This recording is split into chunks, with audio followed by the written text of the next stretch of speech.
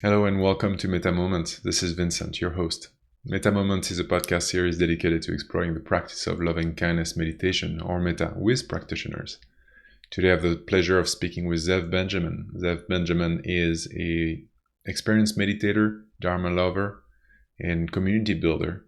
He's also recently participated to a 3-month meditation retreat at Boundless Refuge, and today shares about experience with love and kindness meditation. Let's dive into this Mettā Moments together. Hi, Zev. Hey, Thank you so Vincent. much.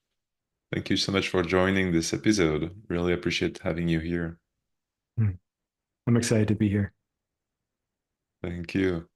Zev, I've known you, I think, or known of you for the last few months, because as you were leaving to the Boundless Refuge retreat, I took on some project that you were involved in at the Service Guild. And I remember meeting you, I think, in one of the guided meditation that I did for Saturday Night Mettā. Hmm. And great pleasure now to learn more from you over the last few days and hearing your episode with Tashin the other day. That was really great. Hmm. So glad you had a chance to listen to it. And um, I guess I'm excited that you are really diving into this work.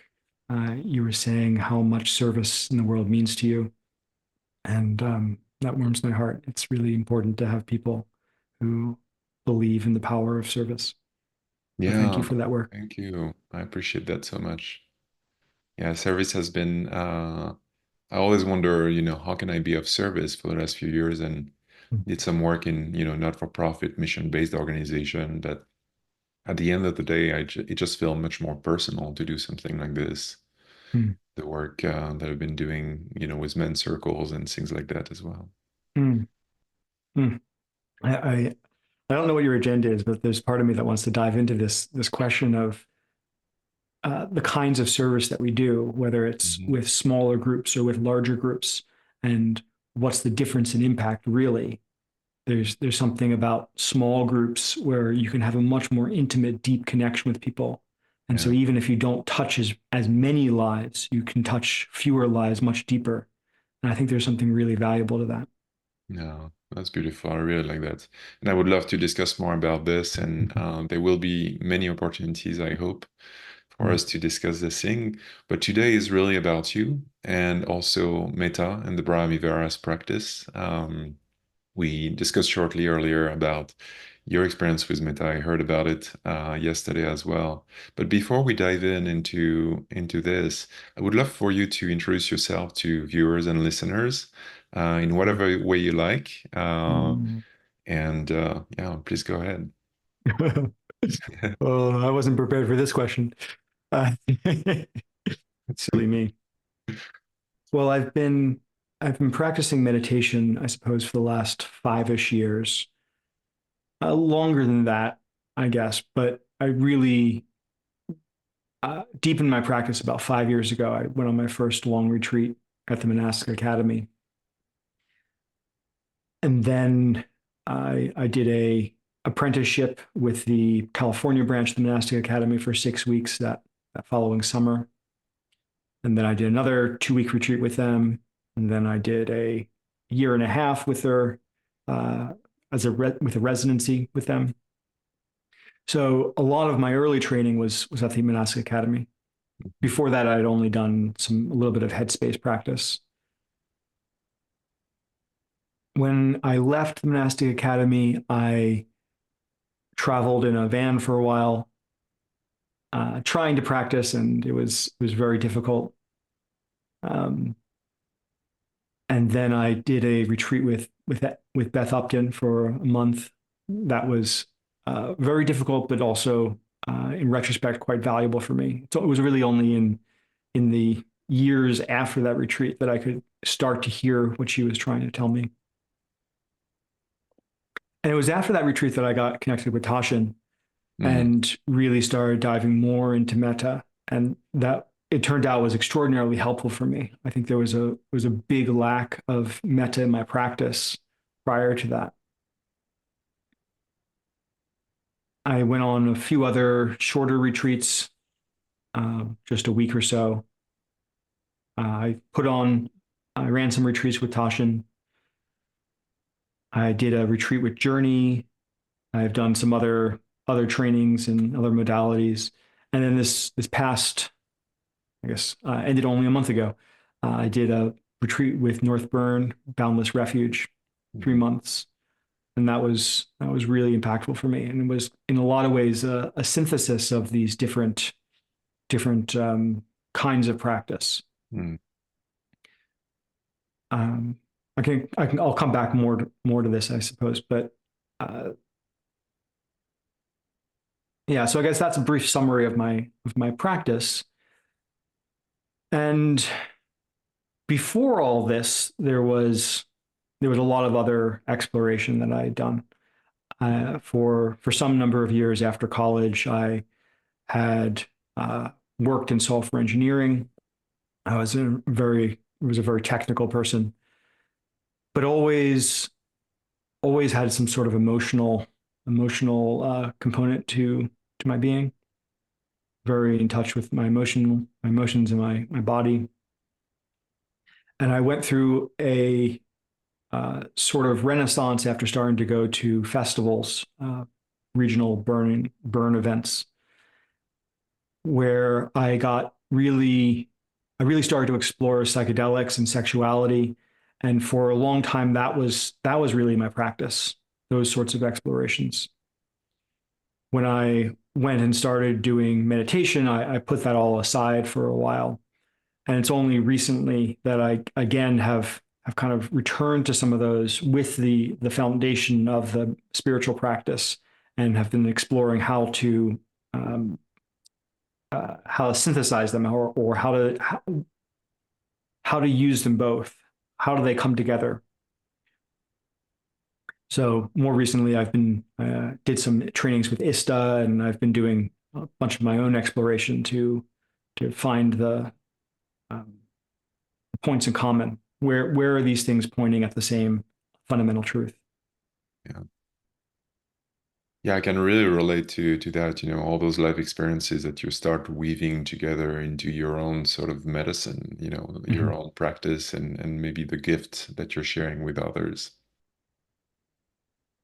Yeah. Thank you very much for sharing all that. And so where do you feel this is headed now in your life? Where do you think you're going? Mm.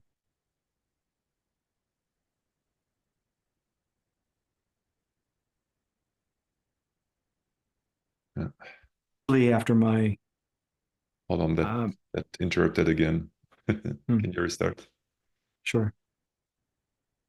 I was saying earlier that my connection was unstable, so Hmm. I think I don't know. We'll see, We'll see. and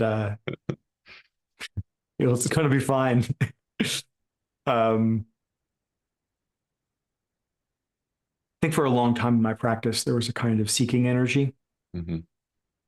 and coming out of this most recent retreat, I'm seeing that that seeking is not necessary.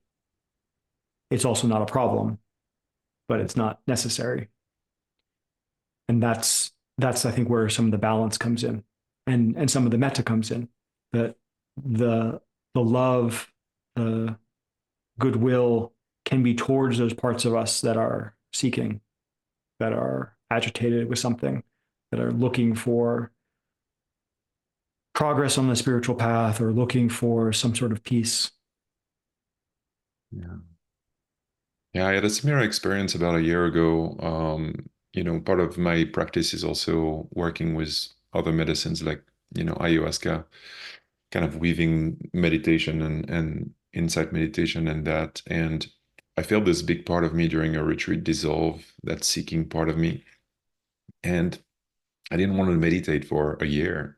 I Mm, was like, where is my meditation practice? And just mm, left. And then it started to come back, this year was, mm, Mettā with the Service Guild. And so, yeah, it's interesting to see how those sort of seeking parts are motivating us and mm, then eventually sort of need to sort of dissolve to give space for something new. mm. Right. I have this sense that just things are going to unfold. Yeah. Right? There are all these conditions that gave rise to where I am now, all these life experiences that I've had, and they're all going to be of benefit to somebody, Yeah. even if that somebody's me. Yeah. And I can kind of just trust that when I'm in awareness, that something beautiful is going to come forth. I would love for you to describe, perhaps, if you don't mind, how would you summarize your experience of love as a child in your cognitive development? Oh, love as a child. I was told, I've been told by my mother that I was a very happy child, very happy baby, and very, very agreeable. Just whatever. Um, I remember contentment, exploring the senses. I loved just laying in the grass and looking at the ants, or looking up at the sky and seeing all the weird things that float by your eyes, seeing the shooters and the floaters and the other Yeah. things, and squinting at the sky and seeing the crazy light patterns that are made by the lensing effects of your eyelids almost closed, and optical illusions from staring at the cushions on our kitchen table. So there was a lot of this just like simple joy, simple happiness at the senses and exploring the world. I think I had a lot of love for my mother, a lot of love for caretakers. Just really, my mother tells me that when I was a young child, 3 or 4, I would stay up late waiting for her to come out of the office and finish work. Because I just wanted to be with her. I wanted to go see her before I went to sleep. Uh-huh. I love this sense of wonderment and the tenderness in your closer relationship. Yeah. I remember in preschool, kindergarten, pre-kindergarten, I think. I don't remember. I had a crush on a girl in my Mm, class. Uh, so there was always something about the feminine as well that really drew me. yeah. Thanks for describing your experience. I wonder, when was the first time that you heard of love as a practice? Mettā, the Mm. Brahmaviharas. How did this come into your life? Quite late. I mentioned I started practicing with Headspace, and that was really Mm, breath practice. yeah. When I when I done hmm, right when I was training at the monastic academy, it was mostly Shinzen Young's system, and I was mostly doing either some sort of um, perception practice, or I was following the breath. There, nurture positive was mentioned, but I always like, I don't know. Mm, I suppose when I did early on, actually, my first retreat, I we were doing this perception practice, um, see, hear, feel, and I was practicing feeling my emotions, and, and this was in the first few days of a 2 week retreat, and this was my first meditation, real intensive meditation experience, my hmm first retreat. I started feeling self love, self compassion, being with myself, and it was the most powerful experience of being with myself I had ever felt. mm, Overwhelming self love. I was, and I kind of got into a loop of that and felt incredible. But because it was in I was just kind of coming back to it spontaneously. Mm-hmm. And it actually really scared me.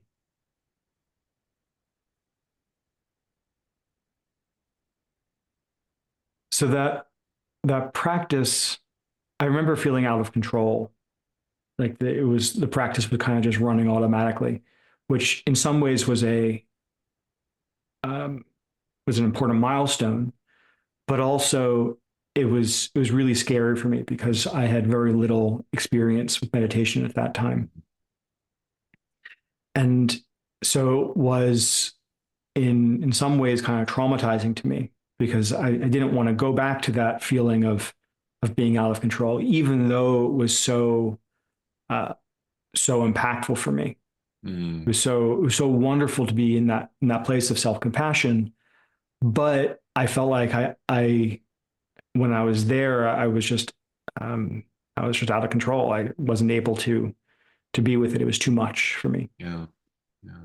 So there was an intensity to this sort of loop of, appreciation, self, love, and there was so much intensity that it kind of shocked your system a little bit.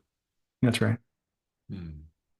So that's when I first experienced this sort of um, love practice. Uh-huh. And then for a long time, I didn't really touch it. It was only a few years later, shortly before I went into solitary retreat, Mhm. that a friend came to me and said, I think you should practice some metta. While you're on retreat, I think you should practice some metta. And at the time, I was like, why would I do that? I don't know why I would do that. I follow the breath. That's my practice. Mhm. Uh, and then while I was on retreat, I sprinkled in a little bit of metta, and it was so helpful. Uh-huh. It was so helpful for softening this driving energy that I was feeling and opening me up to connection with people people who love me, my family and my friends, my community.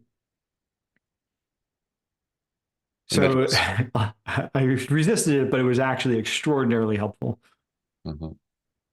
So you already had that sort of somatic experience of it. You could access the feeling and the somatic experience through that retreat when you start to formally practice it. It wasn't quite the same, but it was. I mean, I had the. I knew I did know what this feeling felt Mhm. like. And I think I've tapped into those sorts of feelings before, right? Especially earlier in my explorations with psychedelics and sexuality, when you're in a room uh, naked with writhing bodies, Mhm. and you know, in that sort of space, you can have this very heart open experience, at least for me, of just gratitude and appreciation and care for other people. So, I mean, maybe that's an earlier form of it. I mean, I think it's all, this waves of vibration of love, all of it is absolutely valid. But I know, the reason I'm asking this question is some people, have a really hard time connecting with that feeling in somatics. So I was curious about this. It seems like Mm-hmm. you were able to, through those experiences, early experiences, to sort of open yourself up to feeling this love. Mm-hmm. Mm.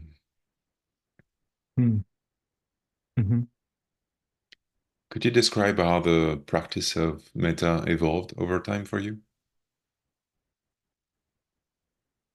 Mm-hmm.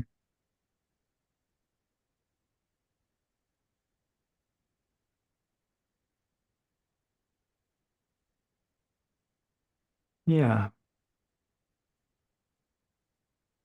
So I suppose I've tried different forms of metta. I've tried, I think early on it was saying phrases in my head about people. Hmm. I've tried both. kind of rigid, fixed phrases, and I've tried the more spontaneous things, more spontaneous phrases that come to me. There's a way in which I enjoy the spontaneous phrases more. I connect to it more. That it usually invokes a stronger emotional reaction, but it's also more work.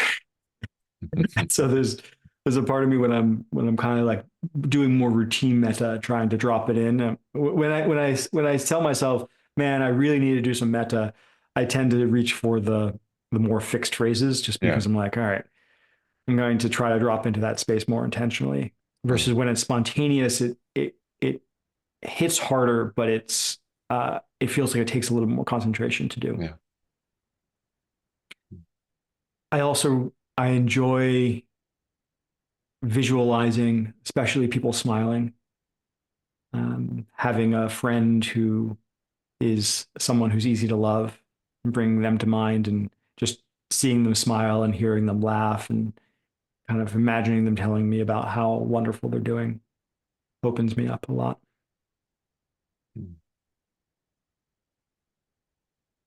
And then I think there's also this more subtle kind of metta, subtle kind of loving kindness, which is less about uh, directing it explicitly towards other people or oneself, but more about just permissioning whatever's arising in experience. I think that's some more of the synthesis that I've been exploring recently, of just as things are arising, letting them be, and accepting them as they are. And that's also a kind of love, to not be pushing away the inner experience, whether it's thoughts that I don't want, or fantasies that I don't want, or whatever it is, emotions that I don't want.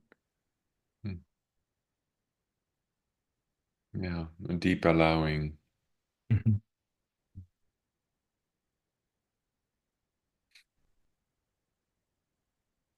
And I wonder if you could describe now the sort of expected or unexpected effect of your metta practice, love practice over the years. Mm-hmm. Expected and unexpected. Uh-huh. Um, hmm. Well, it makes all practice easier. Mm. Any sort of technique is easier when you have a little bit of metta, because without it, it can feel very dry and disconnected from anything. And so having a little bit of love in your heart allows you to feel like, oh, there's a reason I'm doing this, and it's all okay. And whether I'm succeeding or failing doesn't actually matter. There is no such thing as succeeding or failing in my practice. So I don't know.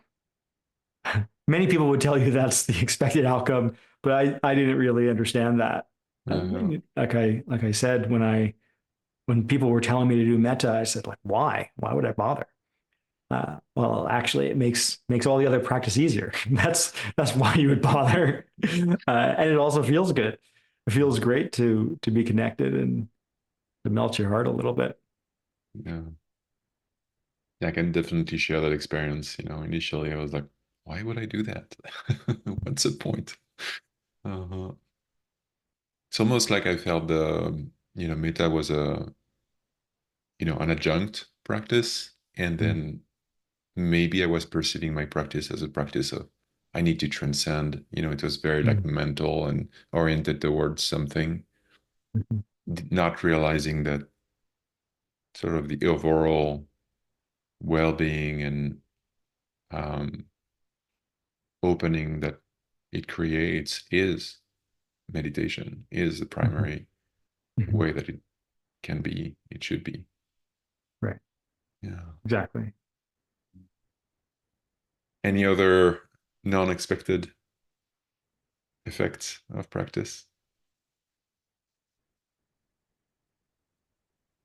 I'm not sure if I can quite call this an effect, but it's riffing off of what you just said.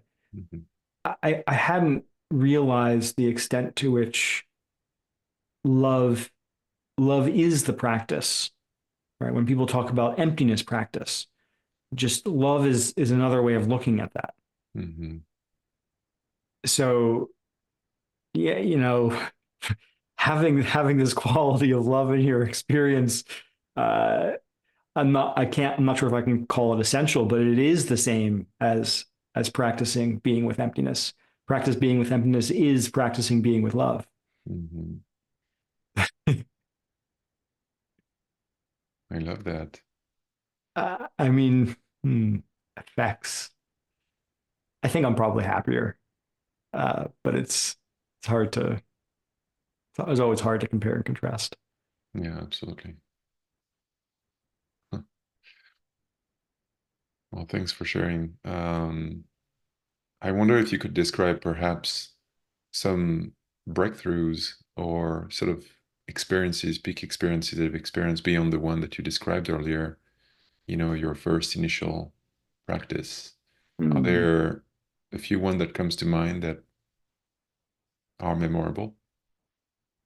Um, and just so I understand, what's the purpose of um, Yeah, of talking about absolutely. them?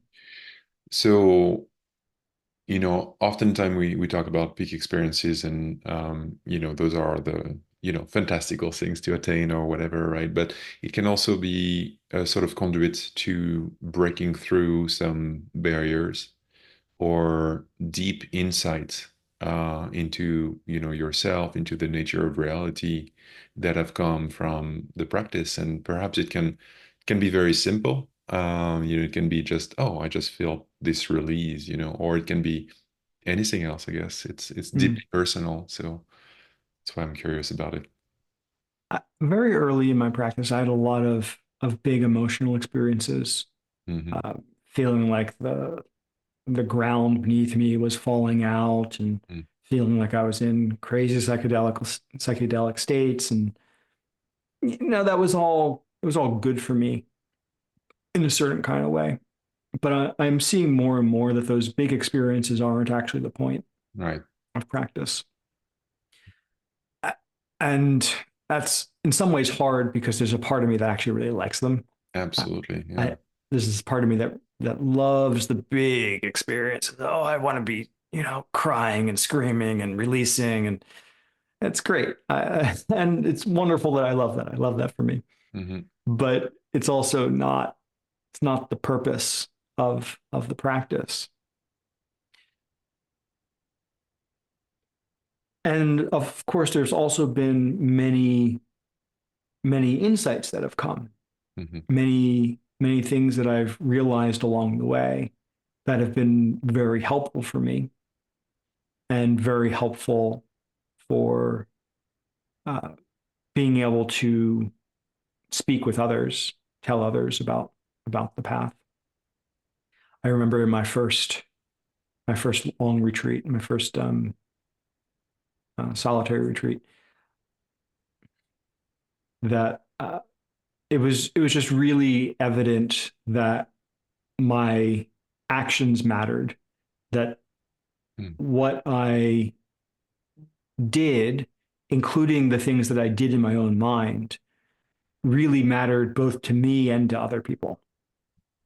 That my thoughts were not truly private, that my thoughts had an impact on my mind, and my mind has an impact on my actions, and my actions have an impact on other people. Hmm. So there is no private separate space Yeah. that I can do whatever I want in.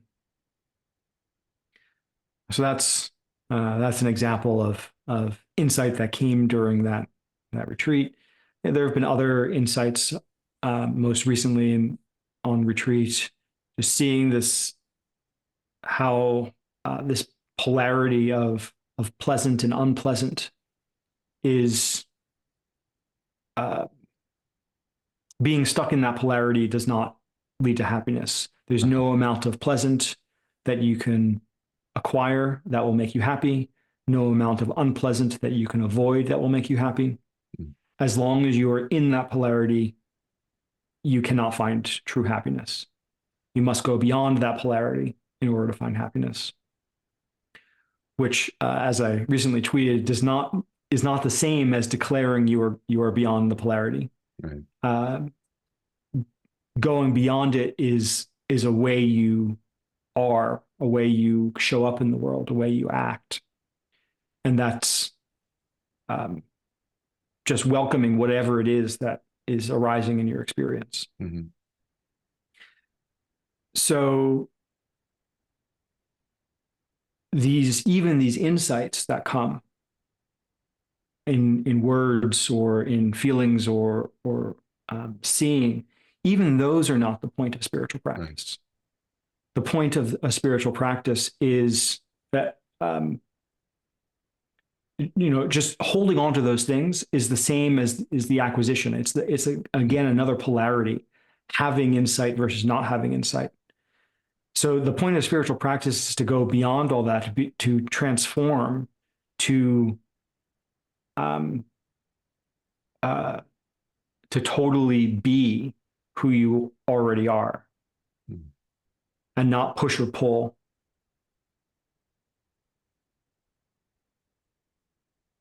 I really love those two insights that you just provided. I mean, to me, there are direct, examples of what I was seeking for this question, which is you had a direct seeing of something. The first one being that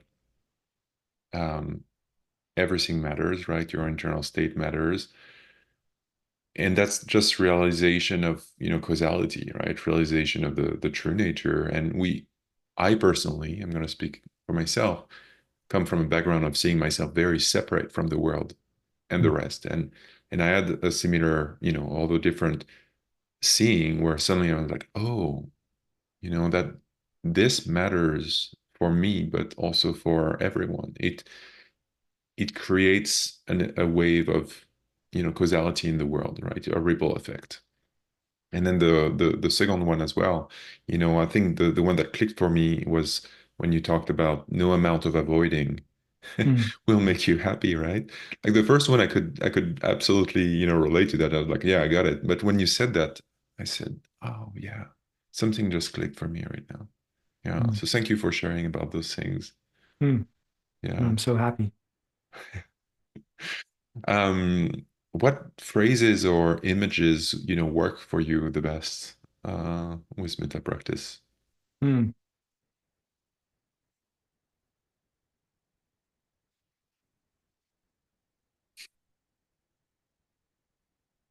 It's a funny question. It changes. Mm-hmm. North taught a little song, little metta song, and I often sing that. Now I feel like I have to say it. I have to sing it. I do. And I'm a little bit nervous about singing on the podcast. All right, I think I have to do it. All right, I'm going to do it. May I be filled with loving kindness. May I be well. May I be peaceful and at ease. May I be happy. Oof. All right, that was. Thank you. I'm I get very nervous about singing in front of other people. Yeah, no, that I'm was sure I great. got the tune a little bit off. No, that was But awesome. I appreciate that so much. anyway, so you sing that over and over again, and and then you say, you, may you be filled with loving kindness. May they be filled with loving kindness. May we be filled with loving kindness. May all be filled with loving kindness. Mm-hmm. And it can be helpful to just go through that progression. And sometimes when I'm doing it, I'll bring to mind the image of people or beings or visualize them as I'm singing it. Mm-hmm. It sometimes works. It sometimes doesn't work. Sometimes it's really actually just about kind of relaxing and trying to Like, oh, right, love exists. Love exists. That's right. Mm. I can feel goodwill for the people. And sometimes I prefer to just go the gratitude route. I just sit down and say, all right, everything I'm grateful for, let's go. And just pour it out and say, all right, oh boy, I'm so grateful that I have a roof over my head. Mm. So grateful the sun is shining. I'm so grateful the trees are green and healthy. So grateful that I had breakfast this morning. Mm. So grateful that I have friends. So grateful that I have access to food. And I just go on. Mm. And it doesn't matter whether you kind of start with things that really touch you. You just keep on going and as you say things and lay them out, oftentimes more will come that's true and on your heart. Mm. So that's a practice that I sometimes do. And then sometimes what I do is I'll bring to mind friends and I'll do a similar kind of thing. I'll just say, this person, and I visualize them. What do I truly want for them? Given what I know about them, what they're going through in their life, what do I truly wish Mm. upon them? And I'll say, oh, may they be safe. May they be healthy. May they have access to food and shelter. May they have kind friends. And I'll just go on and just like pour out everything that I wish for them. Yeah, And then again, I sometimes just imagine people smiling, my friends smiling, and that often really touches me. yeah. Thank you for sharing. Next question was going to be what do you think is unique in your practice, and you just Mm, described, things that are very unique to yours right now, and yeah, gratitude and friendship. Those mm. are like beautiful things.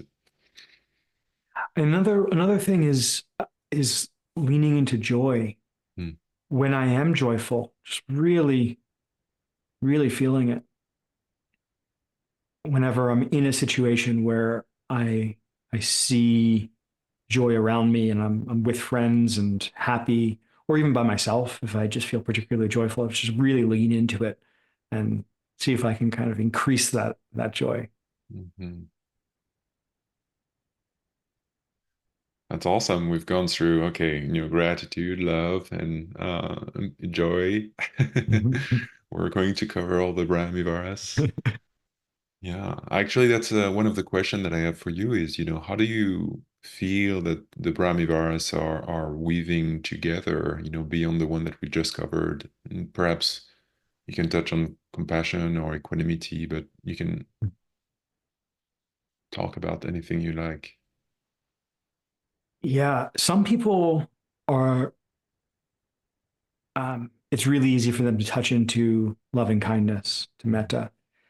It tends to be harder for me. Mm. I can do it, but in my everyday life, when I'm just around people, the more natural thing for me is to touch into compassion. So it's much easier for me actually when I'm with other people who are going through a hard time because I can hear their story and then it resonates in me and I feel compassion for whatever it is they're going through. So yeah, just even hearing about other people suffering is a practice of love when you're showing up in um, in resonance with their suffering and loving that, being with it. Equanimity. Hmm. Yeah,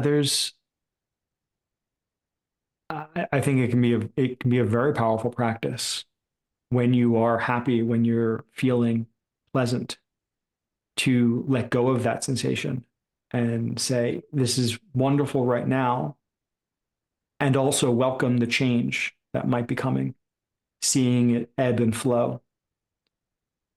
And similarly, when you're in something that is unpleasant, welcoming that and knowing that that will also change, seeing it Mm-hmm. come and go, increase and decrease.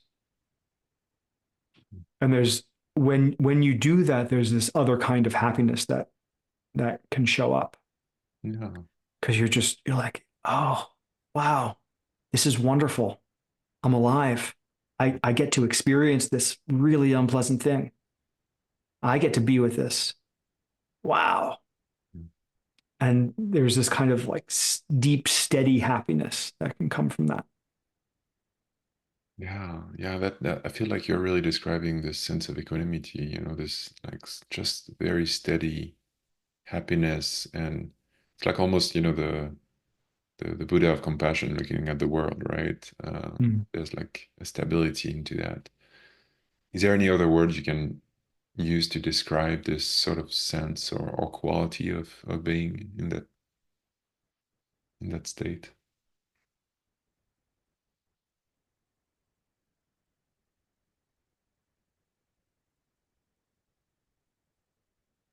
It's maybe a calmness. Mm-hmm. It's like not getting pulled around. When you're in something unpleasant, you can get pulled into pushing it away. And similarly, when you're in something pleasant, you can get pulled into holding on to it and like putting your face in it. But you can kind of like just like calmly see that it's there instead. Mm-hmm. Yeah. A quality that comes to me when I think about it or contemplate this state is really spaciousness. It's almost Mm. like at the granular level, you're totally empty and everything can pass through, and awareness Mm. is just looking Mm. at all this. Yeah. Yeah, spaciousness is also good. Like there's Mm. a little bit of distance.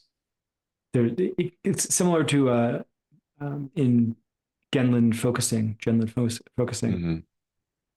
He talks about not having your face in the soup. But there's also similarly something about not having the soup so far So away that you far can't away. smell it, right? Like kind of like having it just in front of you and you can kind of waft the scent. Mm-hmm. And there's something similar about um, all sensation, right? Having it at just the right distance that you can see that it's there, that you can perceive it, but that you're not like that and you're not pushing it away as well. Uh-huh. Oh.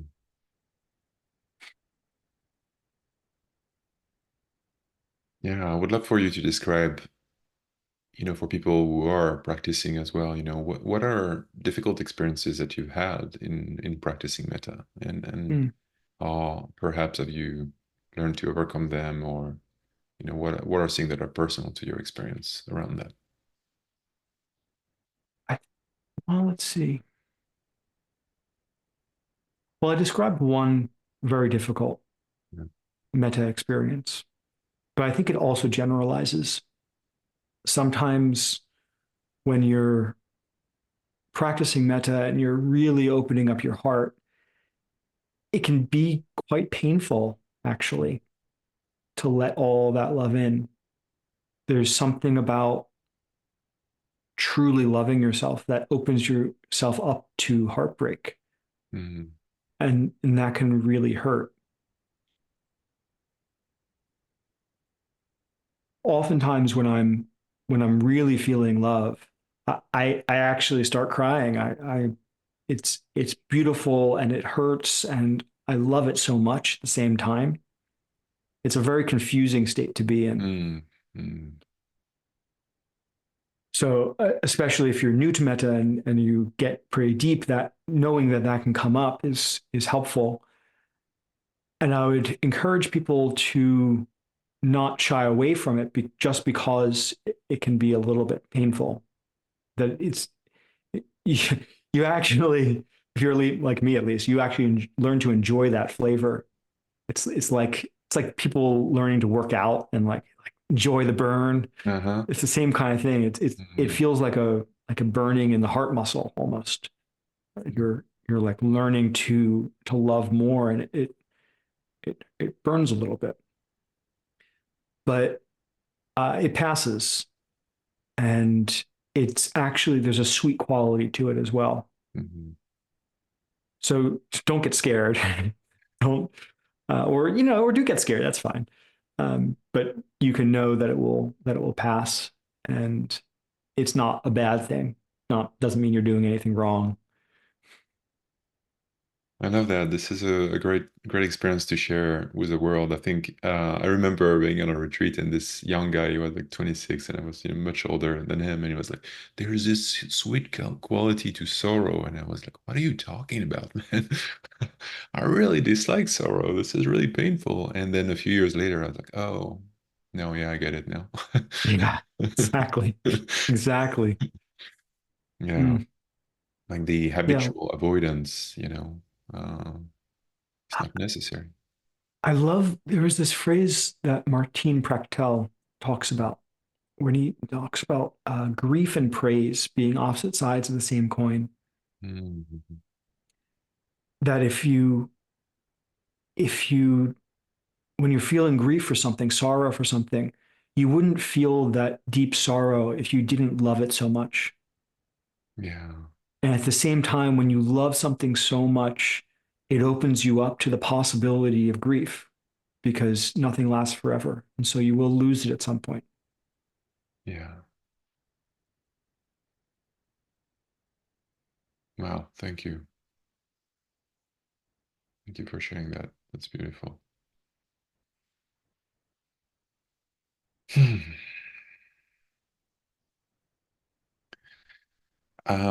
Could you share about how you integrate metta in your daily life, if you do Mm. anything of that sort, or if it has automatically happened? Mm.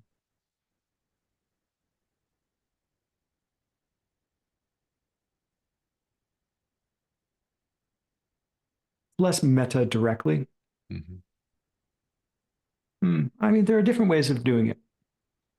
And I guess well, maybe this is obvious, but my practice is very messy. I'll do like one thing for a little while and then I'll switch it up and do something else for a while. And like, I don't always do things regularly. Hmm. And so that's why I think my answers to some of your questions are a little bit disorganized. And I'll say, oh, well, I don't know. Sometimes I do it this way, sometimes I do it that way. My practice is very messy in that way. Uh, so I'll tell you some things that can be really great for integrating metta.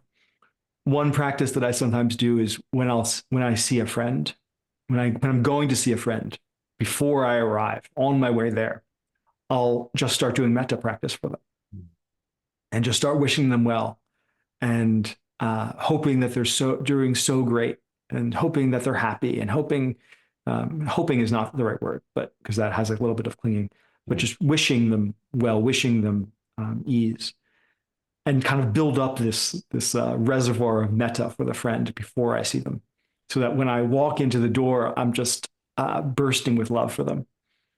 So that's one practice that I really enjoy doing when I remember to do it. Mm. I tend to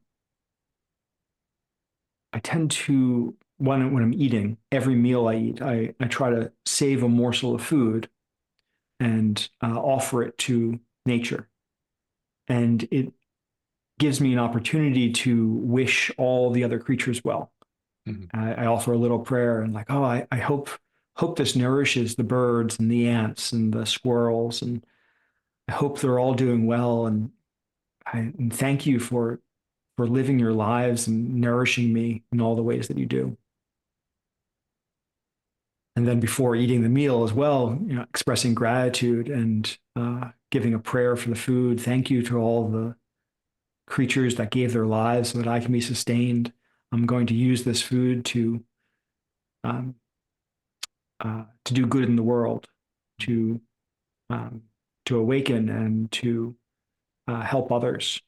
I'm going to use my life, the life that this food is providing me. I'm going to use that to give to others. That's another practice that I do. Mm. Thank you for sharing about this one. My partner does this every meal, and I get it. I see some people do it. I get it, don't get it, and I think you just gave me a really good explanation of That's can be really an important practice Mhm. of it. It's very, there's something that can be very, that can get stale about any of these practices. Yeah. Any of them, when you're kind of doing them rote, um, it gets, it's like, it's not the thing. In order to do it, to really do it, you have to connect deeply with it and do it from your heart. Right. But at the same time, kind of, you can't force yourself to do it from the heart. So there's this fine balancing act of bringing forth effort, but also not forcing yourself to do it. And so sometimes you just lay back and, all right, if it's not resonating with you, just don't bother. Don't do it. If it's, but then when it does resonate, yeah, lean into it, really do it. And then there are other times when you might notice that it's feeling rote, and you can kind of, you can notice that and clear away the cobwebs and say, Mhm. wait, what's really here? Mhm. What am I really grateful for? Why am I doing this? Oh, right. Because I'm only alive because of all the numerous other creatures. That's the only reason I'm alive. Oh my gosh, thank you. Thank you, trees, for doing everything you're doing, and the insects that live on the trees and help the trees, and the trees that help the insects. Oh boy, wow. I'm so grateful for that. This is very important point about the renewal of the practice, right? Mhm. I think you described very well, how we can go into this, habitual patterns, and then suddenly it just loses its essence and its meaning. And then at the same time, how can you bring the sort of the new fire into it? And you have Mhm. to clean, the polarity between the sort of habitual thing that you're doing and then the intention that comes back and the effort that Mhm. you're putting into it. Yeah. I think it's really important to be creative. Mhm. So many people describe practices, so many teachers or peers that Right. describe particular practices. And it's not about hearing someone else's practice and saying, okay, that's the way to do it. I have to do it that way. Mhm. Many of my practices, uh, I invented myself. And that's like, oh yeah, I think I'll do that. That sounds like it will really resonate with me. When I described the really traumatic experience of self compassion, the the way I was doing it was I visualized myself sitting in front of me and putting like a hand on this version of myself, and the version in front of myself in front of me would say, I feel this, and then I would say, I hear you, that's okay. And no one told me that that was the Mhm. visualization or scene to create. I just kind of invented it myself, and it was super impactful for me. Yeah. So like really just open up, let yourself play with these practices and find what works for you. And maybe it will be different things at different times, and that's fine. You don't have to get stuck on any one practice. Just like hold the intention of I'm gonna be loving. I'm going to do something that makes me feel good and makes others feel good and is a benefit to others. Wow. I think that seals it. This is really great. Thank you so much. Is there anything else that we haven't touched on or you think is important that you'd like to share? Hmm.